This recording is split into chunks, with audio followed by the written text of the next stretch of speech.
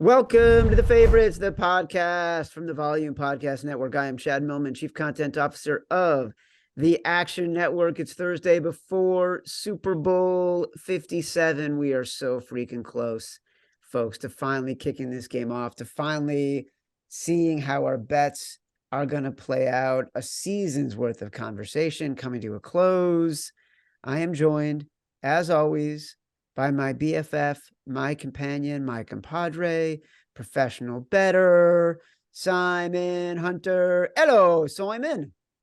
Chad, this is always so bittersweet. 3 days away from the best game of the year, but the last game of the year. So this is like the most fun week. I mean, it's just a week of never ending hype, especially if you're a fan of said team in Super Bowl. It doesn't get much better. But this is like the worst part too. Like I know I'm not gonna be able to sleep. I know guys too are betting a lot of money on it won't be able to sleep. It's just a long 3 days until kickoff. So we're getting there. Hopefully this helps people get through the day, our picks. But yeah, Super Bowl week. It's just so much info, so many things coming at people. It's tough when it's over, but this week just flies by usually because it's just so much going on. So I got to remind people, if you are listening to us in the volume feed and you are not following the favorites in Apple Podcasts, if you are not doing what you need to do to follow us on Spotify, now's the time, folks. Now is the time. Follow the favorites feed in Apple Podcasts, in Spotify. Reminder, follow the favorites feed so you can be notified when the favorites is going live, when a new podcast is loaded. Joining us on the show for our Thursday Best Bets podcast, it's appropriate. It's Brandon Anderson, who's a brilliant analyst at the Action Network, who has been doing multiple podcasts all season long. The Best Bets podcast that normally comes out on Fridays. It's out today, the Super Bowl Best Bets podcast. He also does a great podcast late Sunday into Monday about wrapping up the weekend and the early bets he'll make. He'll do a column every week looking at the games that he will immediately bet. It's a brilliant column. It helps inform me as I do this podcast, informs a lot of people as they're making decisions. Brandon Anderson, saving the best for last, buddy. Oh, what's up, guys? Super Bowl week is one of my favorites because as a Vikings fan, you just get to sit back and have no rooting interest ever. I just get to watch the game. My team's never going to be in this thing. So just watch the game, make a little money, enjoy some football. And really, by the time the Super Bowl kicks off, like we're all stressed about our bets and everything, but the work is done. We just get to watch the game. Like there's no more analyzing and tracking and what are we learning here for the next game. This is it. We just get to enjoy some nachos and some good food and enjoy the game. So, man, we're almost there. Well, you know what's interesting, the way you say that? The lines came out Sunday of the NFC title game, which is now 10, 11 days ago, or the NFC and AFC title games. And the Eagles were immediately 1.5 point dogs. We've talked about this in the podcast. I bet the Eagles at plus 1.5. Then all of a sudden the Chiefs were plus 2.5 within 15 minutes. So I bet the Chiefs plus 2.5. Simon and I have talked about it. He likes the over. I'm on the under. I bet the under. I didn't get a good number. I got it at 49.5. I thought it was gonna come down, to be honest. It was at 50. It came down to 49.5. But that's kind of been it. Like the lines haven't been moving crazy amounts. Simon and I talked about on the podcasts last week that he really liked the Eagles in the moment. We were waiting to get more info about Jalen Hurts. But there hasn't been a lot of reason to go heavy on one side or the other. So like every day I'm looking, because like that work is kind of done. So now the work is kind of done. I've kind of been tinkering with some props to bet every once in a while. You know, we did the podcast with Raybon and Kerner, listen to what Raybon and Stuckey talked about on their podcast. But like, there's not a ton of work to be doing right now. Simon, I want to start with you, like, especially you got one game for 2 weeks. You're used to 16 games over 7 days. Yeah. I mean, this game was done, though, 3 weeks ago. That's what I mean. That's how much free time you have in the playoffs compared to the regular season. So I had this matchup done. I had the 49ers matchup done. I had the Bengals versus Eagles, all the different scenarios once I knew what the 4 final were, kind of started that. And then last week, I do a little bit of work for this, right? You'll update, you'll tinker. You're always kind of updating, tinkering your model, especially when there's major injuries, where there could be an injury to Mahomes, could be an injury to Hurts. Obviously, that's a big deal to anyone that's doing a model. But to me, it's kind of futures. Like that's what this past week, I'm meeting with a lot of pros, just hearing what they like for futures for next year, what the rumors are, where they think guys are going, where the value would be. I mean, Chad, this offseason is going to be mental. It really is. Like going with my British friend saying, it is going to be wild, though, just because the Rodgers to the Jets thing feels pretty real. Like where the old saying, where there's smoke, there's fire. And that's a big deal. That's a huge upgrade for a team that just needs a game manager. So can tell you a lot of pros like the early market on the Jets and things like that. So that's what I mean. This offseason, that's what a lot of guys are talking about. That last week, yeah, we talked Super Bowl, like a bunch of guys, right? But everyone's thinking next year already because this kind of is just a party. If you're a pro, yeah, there's going to be value. Guys will always find value.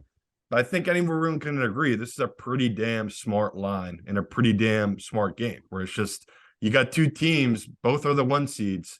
We're all reaching for something to clutch onto that's negative about either team because it's just like such well-coached teams, just really good teams all season. No one could really argue against either of them being the 1 seeds all year. So it's one of those where I get what you're saying, where you're like, is there really that much value?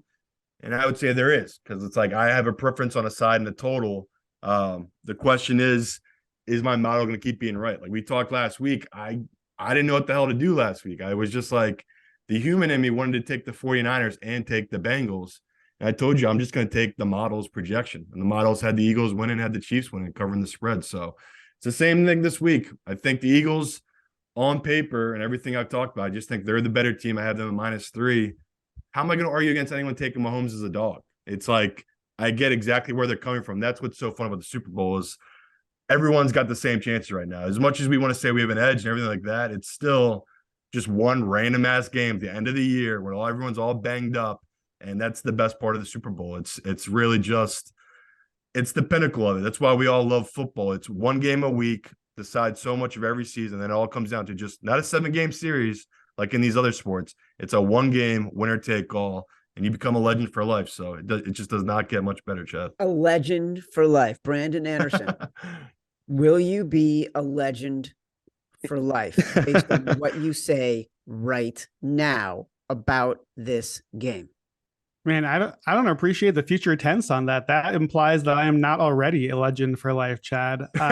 My favorite part of these 2 weeks is books put up hundreds, thousands of props for this game.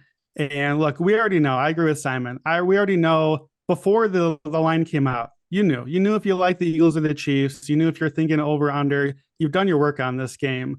But now we got props on, will there be a scoregami and will there be an octopus in the game? We're like, what are these things at home? And we got over and unders, bought every player and alternate props for like the guys down at the end of the roster. And will they make a catch? Will they play a snap?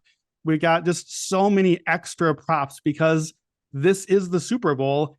And what I like, and you're not going to go big and win huge money on these, but of course the line is sharp. The actual game, of course, the over under, the total is going to be sharp. Everyone in the world is playing those things. But you know what they're not necessarily playing?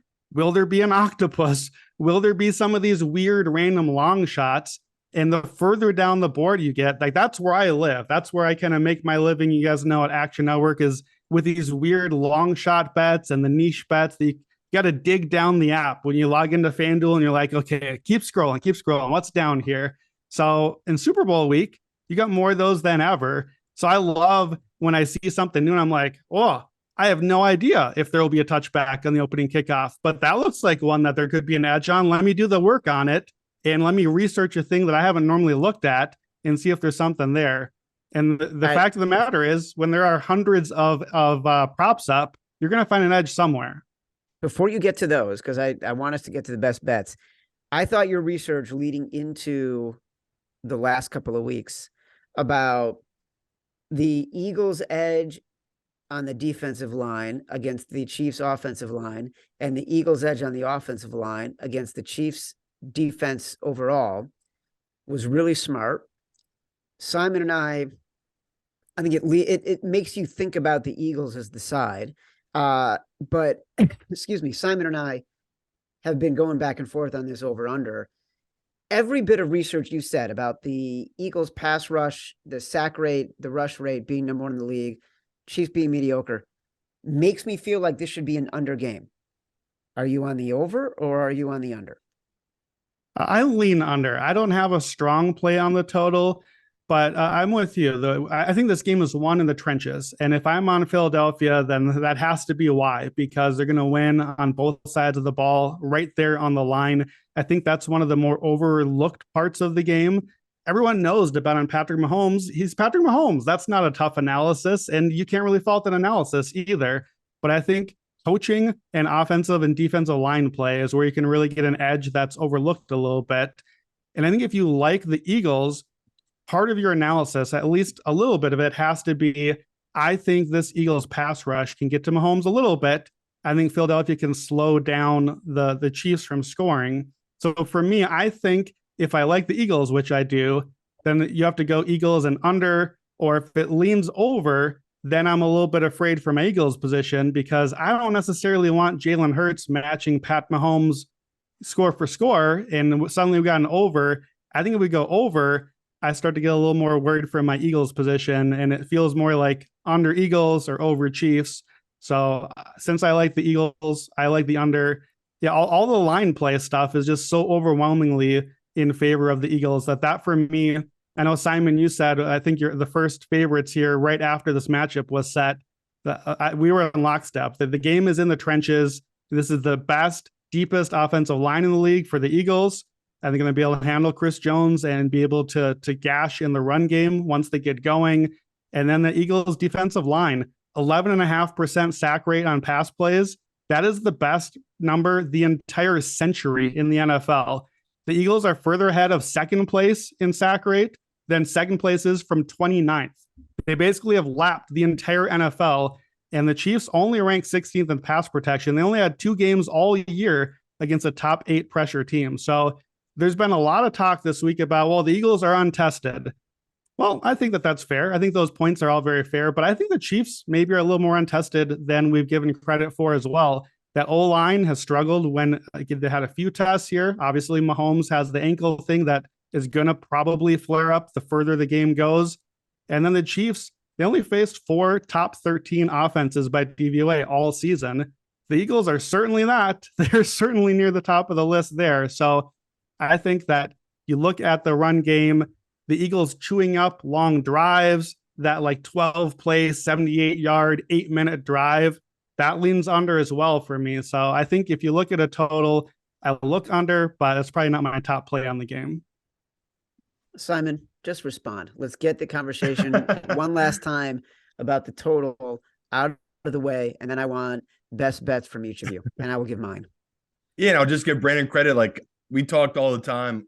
I give people exactly what I do. There's no secret to my method to my madness. I literally start with the offensive line, defensive line, and I build my model up from there. And obviously quarterback's thrown in there. He was all over this summer. He had the Eagles as his number 1 offensive line. I think he had Chiefs 2 or 3, which was literally the same thing we had into the year. So I had the offensive line, and I believed in both quarterbacks, made them the 1 seed because there's other things that trickle out from that, but obviously schedule plays into it. So it's one of those things coming in this year. The Chiefs actually kind of didn't do as well as I thought they're going to do all season with that O-line. So the pressure rate could be put on Mahomes a little bit because he holds on to the ball too much maybe as well. But looking at this total, there's a bunch of reasons why I like the over. But the biggest one is I think there's going to be a lot of short fields because of turnovers. I think the Eagles, with that front line, they will be able to get to them. They will be able to turn over and vice versa.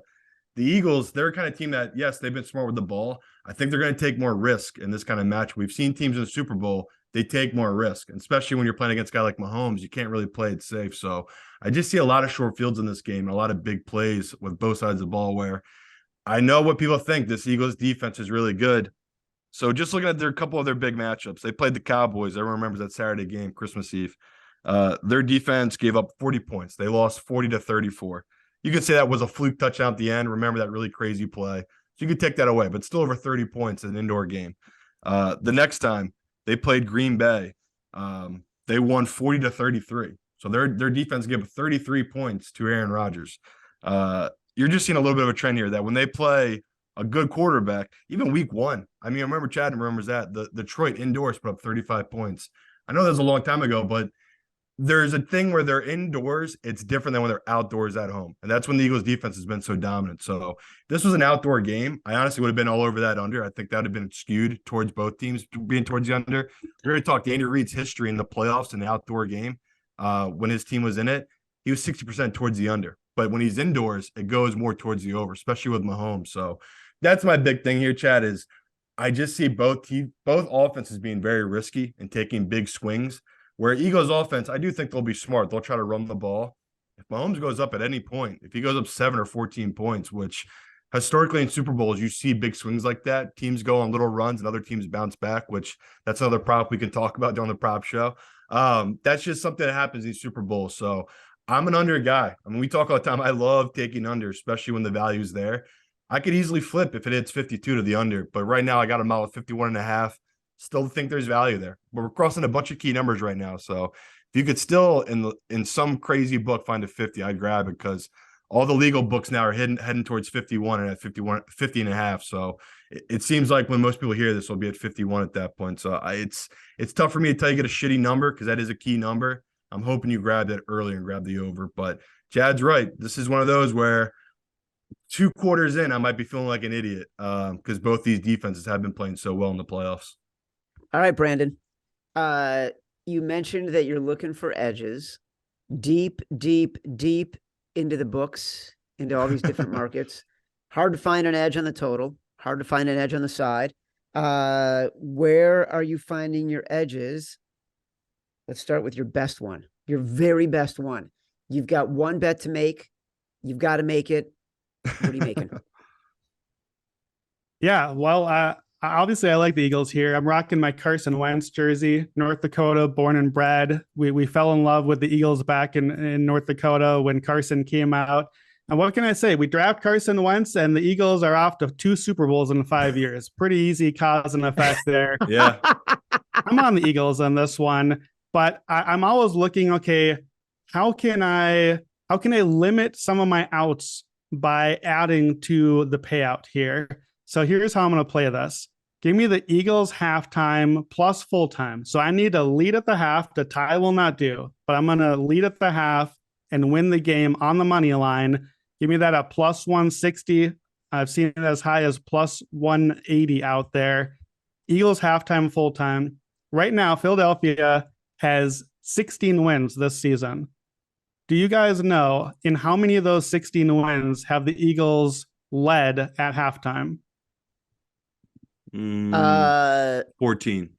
I would 14 is correct. 14 is right. They were tied with Houston at the half. They trailed Indianapolis by 1. Yeah. If you like the Eagles, what's the script?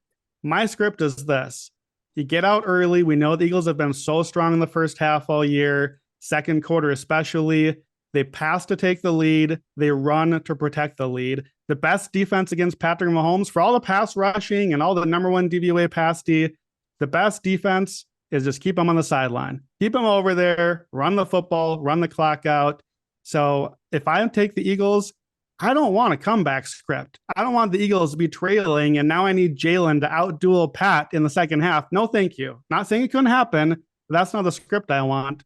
Give me the early lead, set the tone, then control the clock, run the ball, do what the Eagles have done and really bored us in the second half of these games in the playoffs so far because they've been so dominant. So if I get that at a plus 160, that's a 38% implied. The money line right now is coming out around a 55% implied. So I'm getting almost an extra 50% payout on the implied here just to lead at halftime. But I think that's the script where the Eagles win anyway.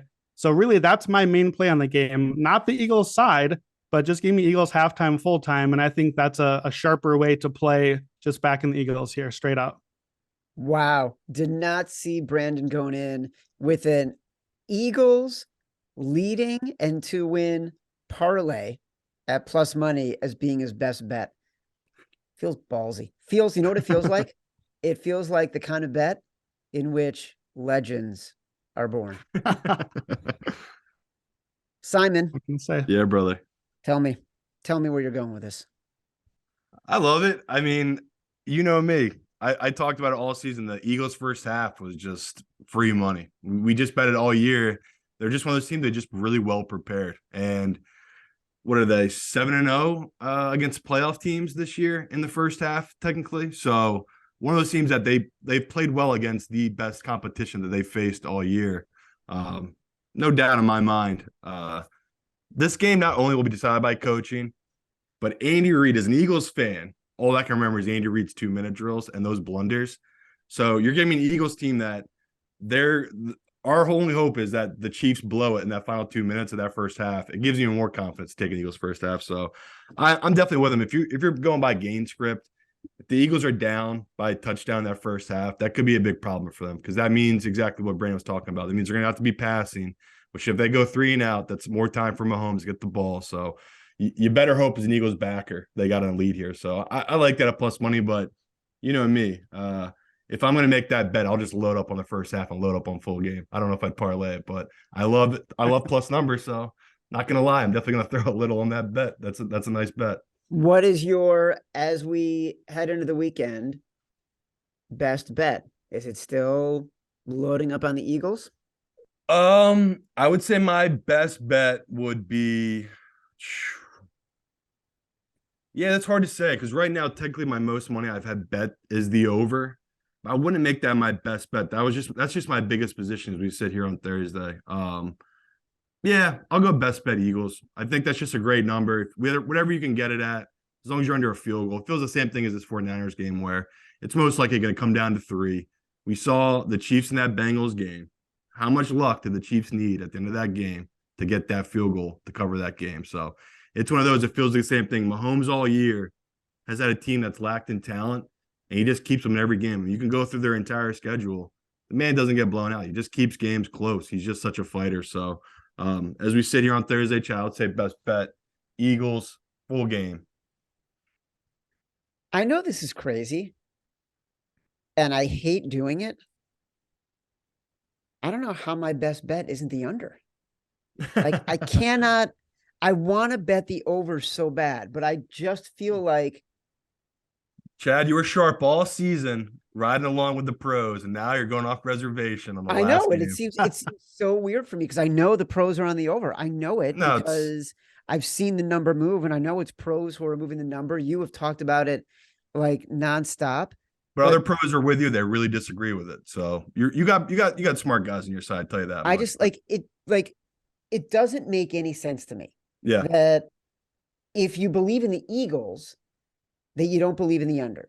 And this is such a matchup of, are you an Andy Reid, Patrick Mahomes believer, or are you a believer in the rest of the roster? Right. And so if you're a believer in the rest of the roster, then you kind of have to believe that this is going to be an under.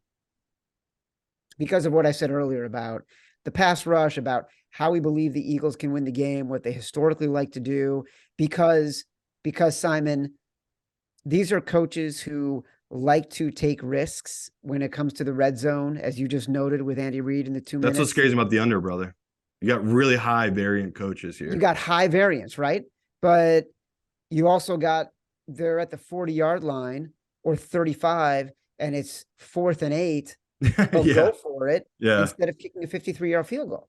That's true. Which is why I also like, the prop that Kerner has talked about so much is, will both teams kick a field goal over 33 yards? I say no. Yeah, Eagles break this variance.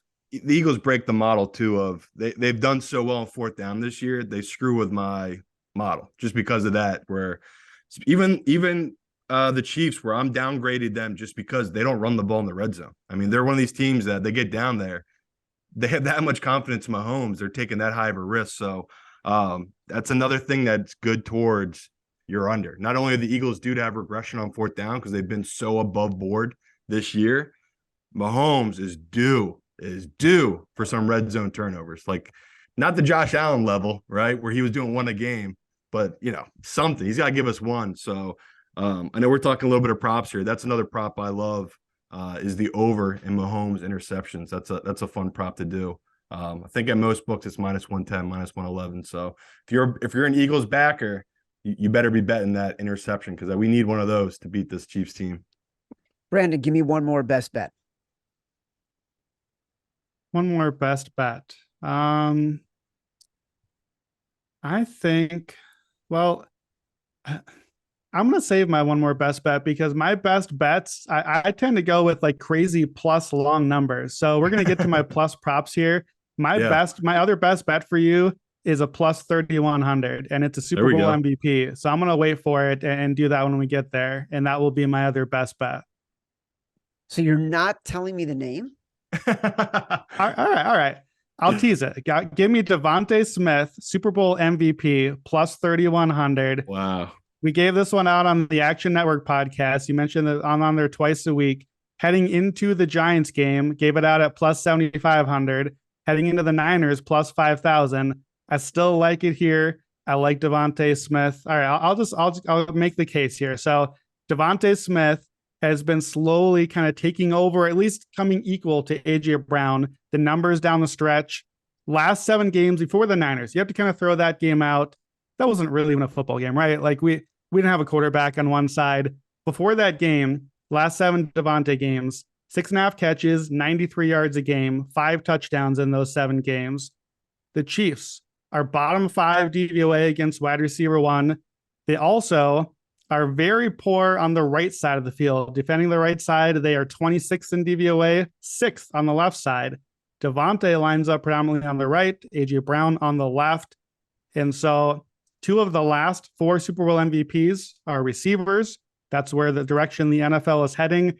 And I think, too, if you like the Chiefs, there's going to be a lot of talk of, well, just play the quarterback. Just play the quarterback to win MVP. That's your pick. I think with the Chiefs, great. I think Mahomes, the narrative there, so strong. I don't think Hurts wins MVP if it's the Eagles, because the more Eagles stats you're looking at, like if you look at Hurts' numbers, I project him somewhere around 190 passing yards in a score, 40 rushing in a score. Does that feel like MVP numbers to you? Like that doesn't pop to me. We don't see huge highlights. He has 2 passing touchdowns the last 4 games. He has 275 passing yards in the playoffs. And why? Because the Eagles are winning as a team. That's the whole cap with the Eagles, is it's not about Hurts MVP. It's about the team thing. I think the better Hurts' numbers are, the less chance the Eagles win the game. And we know you need a winner to win the MVP. So give me Devontae Smith MVP plus 3,100. That's an implied 3%. I make him closer to 8 or 9%. So that's triple the value here. I still got my tickets from earlier. I'm making it my best bet. That really is. That's how I play these. If I find a long shot I love, you just got to play and go for the ride. Dude, I bet it while you were talking on FanDuel, 31-1. Simon, you got anything else you want to say before we hit the road for Super Bowl 57 that we haven't said in 4 podcasts previewing the game? Yeah, I would say it is one game. A lot of rain missed to it. But your friend Simon here has won 9 straight. Don't listen to Chad. Do not take the Chiefs. Take the Eagles. Your boy's been I hot. didn't say, by the way, no. I didn't say take the Chiefs. I've Chad never likes said the Chiefs. Chad likes the Chiefs. If Chad was in the Eagles, he'd be all over the Eagles, celebrating with me. He's hesitant. I don't trust him. He's giving me Chief vibes. For crazy MVP bets, I'm trying to think if I have any good ones. I mean, when I just looked at it, I thought there's a couple of big values of like random guys. Like Darius Slay is 80-1. James Bradbury, who's just as good, who's the Eagles' other corner, he's sitting there at I think 150-1. Where I think they should be closer in value. Where you never heard of his name, probably Bradbury, because he's that good. He doesn't really give up that many yards. If he gets a couple picks off Mahomes and the Eagles win a low-scoring game, that would be really good value to me. So on the long as the MVP sides, I'd go crazy upside bets because I feel like Brandon nailed it, where it's kind of a quarterback award. Like even if Hurts doesn't have that good of a game, I'd probably just give it to him because he's young, pretty damn good looking, and he's the Eagles head coach. I mean, the Eagles quarterback. It's like this is what the NFL wants. They want these big brand teams to have a Super Bowl MVP winning quarterback. So yeah, I'm the other way though. I think this is really going to be a shootout. So everyone knows my position, end of the game. At this point, I guess I'd just say Hurts look good in practice because it's Thursday. I don't know. I'm just feeling confident about them all week leading up to it. I do think the Chiefs are a really good team. I just think all year the NFC was better. People are just blinded by quarterback play. So to them, the AFC has all the quarterbacks. The public just think that's the better side. To me, the NFC had the better teams, the better constructed teams from ground up. That's why I just think the value is there. So Eagles and over, Chad. It is one of those where people got to check in Sunday morning for convince me to get our updates. But it's looking like Chad's on the Chiefs and the under, and I'm on the Eagles and the over. I would say I'm definitely on the under. Yeah. What else? But the Chiefs, I haven't really committed to. I'm kind of. I know you, Chad. I know you. I can tell. Dude, I have not, honest to God. Like, what I'm really waiting for is I'm pretty evenly split at this point. Like, unless the game You're a Philly lands, guy. Make the move. You know what you got to do. Unless the game lands, Eagles win by 1 or 2 or Chiefs win by 1. That's not I'm happening. kind of a wash on the side right now. I'm kind of waiting to see what happens on Sunday. If the line moves in the direction of the Eagles and the Chiefs again, then I'll probably end up betting the Eagles and being much heavier on the Eagles. That's fair. At this point, I'm just waiting for the line to move because I think the public hasn't come in. But my sides are kind of a wash based on what I did, right when the lines came out. I realized after I did it, I kind of fucked myself, but whatever. I figured I would just wait for the lines to move and see my edge over the course of 2 weeks and have a good position to start.